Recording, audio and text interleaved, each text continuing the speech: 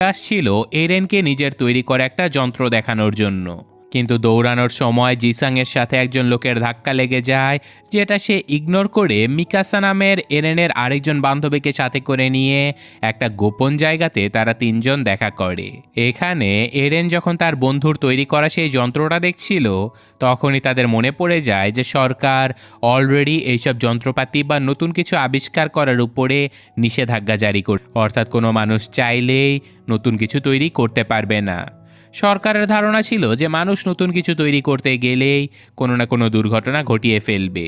তো এখানে তাদের গল্প স্বল্প শুনে আমরা বুঝতে পারি যে এরেন তার বান্ধবী মিকাসাকে অনেক ভালোবাসে।